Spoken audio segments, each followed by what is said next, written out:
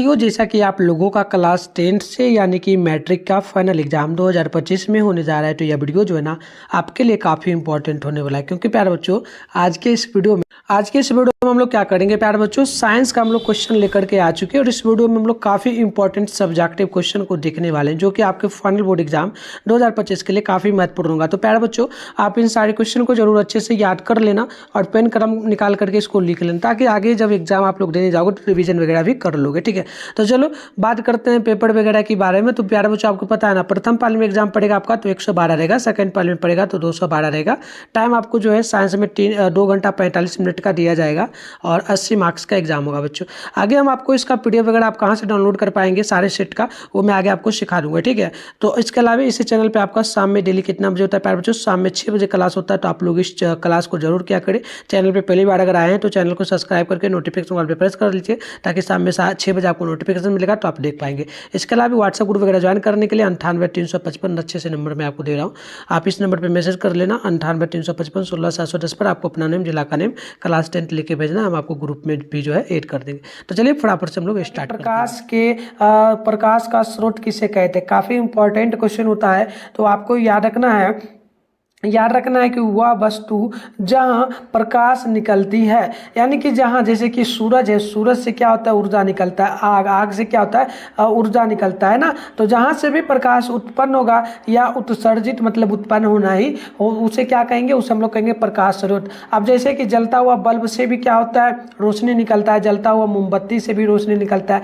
Lamp से भी, लालटेन, दिया, सूर्य इत्यादि। तो इस प्रकार से याद रखना है। अब देखिए नेक्स्ट क्वेश्चन होता है 2 नंबर, ये बोला कि किरण कुंज किसे कहते हैं। तो आपको याद रखना है, प्रकाश के किरणें के समूह को किरण कुंज या फिर प्रकाश कुंज कहते हैं। अब प्रकाश है, जैसे कि ये आपका सूर्य है, इधर से क्या हो रहा है, बहुत सारा जो है ना प्यारे बच्चों प्रकाश निकल करके आ रहा है। तो ये क्या होगा, ये सभी जो किरण एक साथ आता है सूर्य से निकल करके, इसी को कहा जाता है प्रकाश कुंज या किरण कुंज, है ना। तो एक चीज और याद रखना है, प्रकाश कुंज जो है 3 प्रकार की होती है। पहला होता है समांतर किरण कुंज, दूसरा होता है अभिसारी किरण कुंज और तीसरा होता है अपसारी किरण कुंज। तो आपको ये याद रखना है। तो चलिए प्यारे बच्चों नेक्स्ट क्वेश्चन देखते हैं। नेक्स्ट क्वेश्चन यहाँ पर देखिएगा 3 नंबर बोला गया, प्रकाशीय माध्यम किसे कहते हैं। काफी इंपॉर्टेंट क्वेश्चन है, याद रखिएगा। यह एक ऐसा क्षेत्र होता है जहाँ प्रकाश की किरणें निकल करके आंखों तक पहुंचती है, उसे ही प्रकाशीय जो है ना प्रकाशीय माध्यम कहते हैं, है ना। जैसे कि डायरेक्ट क्या हुआ कि आप यहाँ पर देखिएगा, जैसे आप पढ़ते हो ना, अभी पढ़ रहे हो फोन में, आप लोग फोन में देख रहे हो, तो हो क्या रहा है, फोन से जो किरण है निकल करके डायरेक्ट आप लोगों के जो है किस में जा रहा है, तो आप लोगों के आंख में पड़ रहा है ना। आप लोगों के आंख में जो पड़ रहा है, इसी को हम लोग क्या कर सकते हैं, कहेंगे प्रकाशीय माध्यम, है ना। तो इस प्रकार से इसका करेक्ट आंसर आप जो है ना डायरेक्ट याद रख लेना। और भी बहुत सारा कारण हो सकता है, जैसे आपके घर में अभी बल्ब जल रहा है, तो बल्ब का रोशनी वगैरह है, अगर मान लो आप बल्ब को देखना चाहते हो, है ना, दीवार पर जैसे रोशनी है, तो दीवार पर क्या हो रहा है, डायरेक्ट दीवार पर टकरा रहा है, दीवार पर क्या हो रहा है, रोशनी टकरा रहा है, वो रोशनी आपके आंख में आ रहा है, तब आप लोगों को दीवार दिख रहा है। तो ये बहुत सारा कारण होता है, बस आपको इतना याद रखना है ना। प्रकाशीय माध्यम के 2 प्रकार होते हैं, पहला समांगी माध्यम, दूसरा विषमांगी माध्यम। इन सभी को हम लोग नेक्स्ट क्लास में क्लियर करेंगे 5 मार्क्स वाला में, जब हम करवाएंगे 5 मार्क्स के लिए, है ना। आगे बढ़ेंगे तो क्वेश्चन नंबर यहाँ पर है 4 नंबर की, प्रकाश के परावर्तन के कितने नियम। तो आपको याद होगा, अपने ऑब्जेक्टिव में पढ़ा होगा, प्रकाश के परावर्तन के टोटल 2 नियम होते हैं। पहला होता है कौन सा नियम, तो पहला होता है पहले नियम के अनुसार आपतित किरण जो है परावर्तित किरण तथा आपतन किरण। देखिए आपतित किरण यहाँ तक हो जाएगा और परावर्तित किरण तथा आपतन बिंदु पर डाला गया अविलंब, तीनों एक ही क्या होता है, तल में होता है। ये होता है पहला नियम। दूसरा नियम है कि दूसरे नियम के अनुसार आपतन कोण परावर्तन कोण के बराबर होता है। आपतन कोण परावर्तन कोण के बराबर, जैसे कि आई बराबर में क्या होता है, आर होता है ना। तो ये भी आपने पढ़ा होगा। तो देखिए आपतन कोण को जो है ना आई द्वारा सूचित किया जाता है, परावर्तन कोण को आर द्वारा। तो ये भी मैंने बता दिया, आपको याद रखना है। चलिए आगे बढ़ते। अगली क्वेश्चन जो बोला गया, ये बोला काल्पनिक प्रतिबिंब किसे कहते हैं। देखिए कहने का अर्थ हुआ कि काल्पनिक प्रतिबिंब कहने का अर्थ हो जाता है जो या तो क्या हो, बहुत बड़ा हो, है ना, या तो बहुत बड़ा हो, या फिर जो उल्टा हो, या फिर जो है क्या हो, उल्टा हो, ये भी आप लोगों को याद रखना है ना। तो चलिए बताते हैं। किसी प्रकाश के स्रोत से आ रही प्रकाश की किरणें परावर्तन या अपवर्तन के बाद जिस बिंदु पर मिलती हुई प्रतीत, यानी कि मिलती नहीं बस प्रतीत होती है, उस बिंदु को जो है ना वस्तु का काल्पनिक प्रतिबिंब कहते हैं। इसे पर्दे पर प्राप्त नहीं किया जा सकता है। कहने का अर्थ कल्पना किया जा सकता है। अब जैसे कि कह सकते हो उदाहरण के तौर पे काल्पनिक प्रतिबिंब जो सिर्फ आती प्रतीत, आप देखो जैसे कि सूर्य का प्रकाश है वो तो आ सच में रहा है, बट आप लोग जब आईना रख दो उसके सामने, मिरर को रख दो, तो वो लाइन वाइज आपको नहीं दिखता है। जैसे सूर्य बल्ब आपके घर में चल रहा है ना, तो इससे भी रोशनी निकल रहा है, लेकिन लाइन वाइज तो नहीं दिख रहा है ना, बट आ रहा है। बट वही कहने का अर्थ हो गया है ना, वही कहने का अर्थ होगा। तो यही आपको याद रखना है। चलिए आगे बढ़ते हैं। अब जो है नेक्स्ट क्वेश्चन आप लोग देख लीजिएगा। ये आपसे बोला गया कि वास्तविक और काल्पनिक प्रतिबिंब में अंतर लिखना है ना। तो चलिए बताते हैं आपको। इस प्रकार से पैराग्राफ जैसे बना लेना है और आपको लिखना है पहले वास्तविक प्रतिबिंब फिर काल्पनिक प्रतिबिंब। तो पहला में आपको लिखना है कि यह वास्तविक कटान से बनता है, दूसरा में लिखना है यह काल्पनिक कटान से बनता है। सिंपल सा इतना लिख लेना पहला पॉइंट में। दूसरा लिखना है कि यह हमेशा उल्टा बनेगा, वास्तविक हमेशा उल्टा बनता है और काल्पनिक जो है यह हमेशा सीधा बनता है। और वास्तविक को पर्दे पर उतारा जा सकता है लेकिन काल्पनिक को पर्दे पर हम लोग नहीं उतार सकते हैं। उसी प्रकार से वास्तविक जो है या दर्पण के सामने बनता है लेकिन काल्पनिक जो दर्पण के पीछे बनता है। बस इतना ही पॉइंट आपको याद रखना है ना। चलिए आगे बढ़ते हैं। अगली क्वेश्चन जो है यहाँ पर बोला गया है 7 नंबर की, जो ना विपरिवर्तन किसे कहते हैं? पार्श्व विपरिवर्तन। पार्श्व का अर्थ होता है पीछे, ठीक है ना, पीछे किसी वस्तु का प्रतिबिंब बनना, है ना, ये कहने का अर्थ हो गया। तो चलिए इसका उत्तर देख लीजिए। वैसे तो इंपॉर्टेंट है। देखिए यह एक ऐसी घटना है जिसके कारण किसी वस्तु का प्रतिबिंब उदग्र के परिचय यानी कि 80 डिग्री के कोण पर घूम जाता है, अर्थात वस्तु का दायां वाला भाग बायां हो जाता है। कहने का अर्थ हो गया कि जैसे कि आपके घर में आईना होगा, आपने कभी गौर किया होगा, वो समतल दर्पण है जिसमें आप लोग फेस डेली देखते हो, वो आपका कौन सा दर्पण है? तो समतल दर्पण है।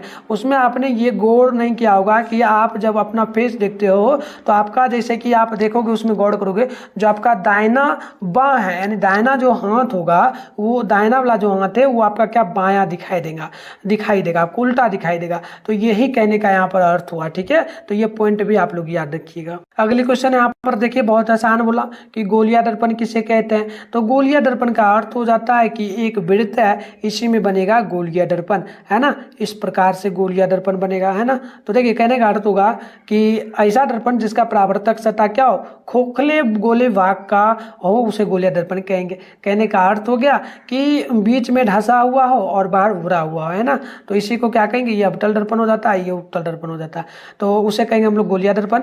तो ये गोलिया दर्पण मुख्यतः जो है 2 प्रकार का होता है। पहला होता है अवतल दर्पण, दूसरा होता है उत्तल दर्पण, है ना। तो उत्तल दर्पण आपका इस प्रकार से है, अवतल दर्पण इस प्रकार से। तो आपको बस इतना ही याद रखना है। आगे आप 9वां नंबर क्वेश्चन देखिए, अवतल दर्पण को अभिसारी दर्पण क्यों कहा जाता है? तो देखो अवतल दर्पण को ही अभिसारी दर्पण भी कहा जाता है। क्यों कहा जाता है तो जान लीजिए। अवतल दर्पण के प्रधान के समांतर आती हुई प्रकाश की किरणें परावर्तन के बाद जिस बिंदु पर जमा हो जाती है उसीलिए अवतल दर्पण को अभिसारी दर्पण कहा जाता है। बिल्कुल सिंपल सा अर्थ होगा, इतना पॉइंट आप लोगों को याद रखना। नेक्स्ट क्वेश्चन आप लोग देखेंगे तो प्रश्न आप लोगों के सामने जो है यहाँ पर बोला जा रहा है 10 नंबर, बोला कि उत्तल दर्पण को अभिसारी दर्पण क्यों कहा जाता है? तो देखो ऑब्जेक्टिव में पूछता है उत्तल दर्पण का दूसरा नाम क्या? तो अपसारी दर्पण, है ना। तो बस सिंपल सा सब्जेक्टिव में याद रखिएगा। उत्तल दर्पण के प्रधान अक्ष पर, प्रधान अक्ष कौन सा है? यहाँ पर पी जो है यही प्रधान अक्ष है ना। तो प्रधान अक्ष के समांतर आती हुई कोई भी प्रकाश का इधर से एक प्रकाश की किरण क्या हुई, आई, इधर से आई, पास कर गई, है ना। तो किरण परावर्तन के बाद जिस बिंदु पर जो ना फैलती हुई प्रतीत हो रही, ये बिंदु है, इस बिंदु यहाँ पर वो एक बिंदु बना, इधर से इधर बना, इधर से इधर किरण बना गया, इधर से इधर, इतना फैल रहा है ना। तो ये जो फैलती हुई प्रतीत हो रही इसी को उत्तल दर्पण को अपसारी दर्पण भी कहेंगे। बस सिंपल सा इतना पॉइंट ही आपको याद रखना है, ज़्यादा कुछ है ही नहीं। अब आता है थोड़ा सा इंपॉर्टेंट क्वेश्चन, ये काफ़ी इंपॉर्टेंट है। ये आपसे 4 मार्क्स से लेकर के जो है 4 मार्क्स नहीं 5 मार्क्स है ना, 5 मार्क्स से लेकर के 2 मार्क्स में भी पूछा जाएगा। 2 मार्क्स में पूछेगा तो आप लोगों को 3 पॉइंट लिखना है, अगर 5 मार्क्स में पूछा जाए तो पूरा पॉइंट लिख देना है ना। चलिए तो क्वेश्चन क्या है कि अवतल दर्पण और उत्तल दर्पण में अंतर लिखना है। तो आपको इस प्रकार से डायग्राम बनाना है, लिखना है अवतल दर्पण उत्तल दर्पण। तो पहला पॉइंट में उत्तर लिखना है कि वैसा दर्पण जिसका परावर्तक सतह धसा हो उसे कहेंगे अवतल दर्पण। और उत्तल दर्पण में लिखना है कि वैसा दर्पण जिसका परावर्तक सतह क्या उभरा हुआ हो उसे हम लोग कहेंगे उत्तल दर्पण। अब जो है अवतल दर्पण में लिखना है अवतल दर्पण की का फोकस दूरी ऋणात्मक यानी कि ऋणात्मक का मतलब माइनस में होगा, और अवतल दर्पण का फोकस दूरी ऋणात्मक यानी कि प्लस में होगा, ये याद रखना। अवतल दर्पण में बड़ा और छोटा दोनों प्रकार का प्रतिबिंब बनता है, लेकिन उत्तल दर्पण की बात करें तो इसमें छोटा प्रतिबिंब ही बनेगा।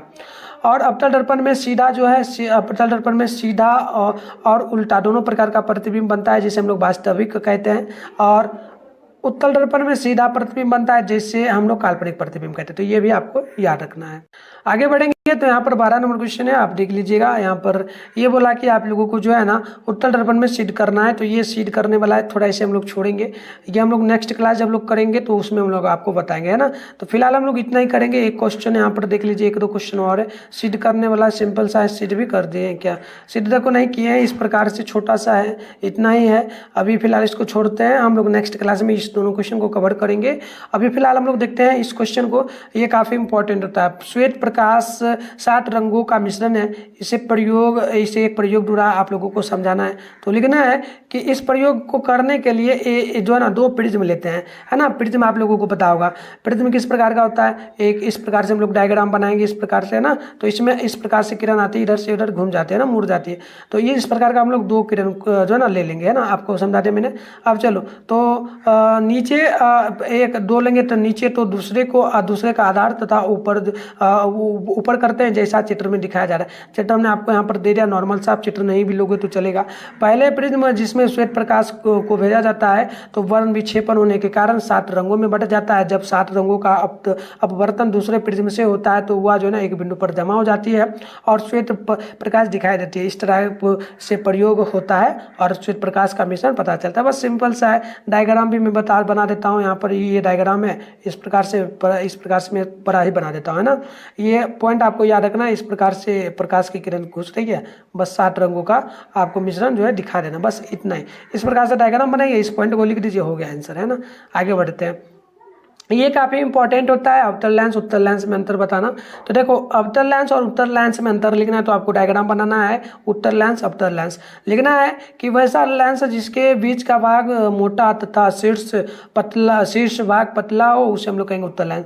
और अवतल लेंस में लिखना वैसा लेंस जिसके शीर्ष का भाग जो है ना भाग पतला तथा मतलब कि बीच का भाग पतला और बीच जो है ना तथा शीर्ष का भाग मोटा हो, उसे अवतल लेंस कहेंगे। और दूसरा पॉइंट में लिखना है कि अब इसका फोकस दूरी है ना धनात्मक होती है, उत्तल लेंस का होता है धनात्मक यानी कि प्लस में, और अवतल लेंस का ऋणात्मक होता है माइनस में। सिंपल सा पॉइंट याद रखना है। देखिए उत्तल लेंस का आवर्धन क्षमता जो है ना ये धनात्मक यानी कि धनात्मक होता है, मतलब प्लस में होता है, और इसका ऋणात्मक। सिंपल सा, ये दोनों पॉइंट सेम ही है, इस दोनों को याद रखिएगा, हो जाएगा। आगे बढ़ते हैं। नेक्स्ट होगा कि उत्तल लेंस को अभी सारे लेंस भी कहा जाता है, आपने भी पढ़ा था ना, और अवतल लेंस को अब सारे लेंस। इतना ही तो आपको याद रखना है, जरा कहाँ कुछ याद रखना है। अब देखिए उत्तल लेंस में वास्तविक और काल्पनिक दोनों प्रकार का प्रतिबिंब बनता है, लेकिन अवतल लेंस में सिर्फ काल्पनिक बनता है। तो बस इतना ही था, बस इतना ही। ये आपके बोर्ड एग्जाम के लिए काफी इंपॉर्टेंट था। पीडीएफ वगैरह चाहिए तो मैंने बता दिया कहाँ मिलेगा, और नंबर पे मैसेज करना। इसका फिलहाल मैं बताता हूँ कि बाइडल पेपर आपको कहाँ मिलेगा। तो आपको जो है ना बाइडल पेपर लेने के लिए गूगल वगैरह ओपन करना होगा। सबसे पहले आप लोग क्या करेंगे, अपने फोन में गूगल को ओपन करके सर्च बार का आइकन पे क्लिक कर लीजिए। क्लिक करने के बाद अभी आप इस चैनल पे जो वीडियो देख रहे हो, चैनल का नाम है मिठुन स्टडी सेंटर। बराबर से चैनल का नाम जो है ना मिठुन स्टडी सेंटर, आप लोग गूगल में आकर के सर्च कर लोगे। फिर आपको ऊपर करना है, फर्स्ट में देखो आपके सामने मिठुन स्टडी सेंटर का ऑफिशियल वेबसाइट मिलेगा। मैं आपको जूम करके एक बार दिखा रहा हूँ। इस पर आप लोग क्लिक करना है। क्लिक करते ही आपके सामने इस प्रकार से इंटरफेस ओपन होगा। आराम से ऊपर करोगे, फर्स्ट में आपके सामने जो है क्लास 10 यहाँ पर लिखा मिलेगा। इस पर भी क्लिक करके आप लोग क्वेश्चन पेपर डाउनलोड कर सकते हो। या फिर नीचे आप लोग इस प्रकार से बढ़ जाओगे बच्चों, इस प्रकार से आपको नीचे आना है। यहाँ पर भी देखोगे आपके सामने जो है ये क्लास 10 का सेशन दिख रहा होगा। ये पूरा का पूरा क्लास 10 का ही सेशन है। फर्स्ट में जो है प्यारे बच्चों यहाँ पर जो है ना देखोगे आप लोग, ठीक है। यहाँ पर देखना ये जो है आपका जो है ना फाइनल एग्जाम का डेट है, तो इस पर आप लोग मत क्लिक करना। सेकंड नंबर पे जो ये ऑफिशियल मॉडल पेपर जो जारी किया था बिहार बोर्ड, ये है, इस पर मत क्लिक करना। यहाँ पर देखोगे बच्चों तो यहाँ पर मिलेगा class 10 board exam original question paper download active link Bihar board 2025। तो इस पर आपको क्लिक करना है। इस प्रकार से इंटरफेस ओपन हो जाएगा। आराम से यहाँ पर पेज को एक बार रिफ्रेश करना है। रिफ्रेश करने के बाद नीचे बढ़ना है बच्चों। यहाँ पर बिल्कुल ही ओरिजिनल पेपर का आंसर कि आपको ऑल सब्जेक्ट का मिल जाएगा। नीचे बढ़िएगा तो यहाँ पर देखिएगा आपके सामने जो है ना बच्चों इस प्रकार से व्हाट्सएप ग्रुप का लिंक मिल जाएगा। तो सभी लोग क्या करेंगे, व्हाट्सएप ग्रुप को ज्वाइन पे क्लिक करके ज्वाइन कर लीजिएगा। फिर नीचे बढ़ना है बच्चों, यहाँ पर ऑल सब्जेक्ट का पेपर है, हिंदी का है, संस्कृत का है, साइंस का है। तो साइंस से सामने डाउनलोड लिखा है, डाउनलोड पे क्लिक करेंगे, न्यू पेज ओपन होगा, वहाँ पर आप पेज को रिफ्रेश करेंगे, ऑब्जेक्टिव सब्जेक्टिव दोनों का आंसर की दिख जाएगा। और यहाँ पर आपका सोशल साइंस है, मैथ है, इंग्लिश है, उर्दू है, नॉन। तो इस प्रकार से आप लोग यहाँ से डाउनलोड कर लीजिए। मिलते हैं नेक्स्ट वीडियो में, तब तक के लिए बाय बाय।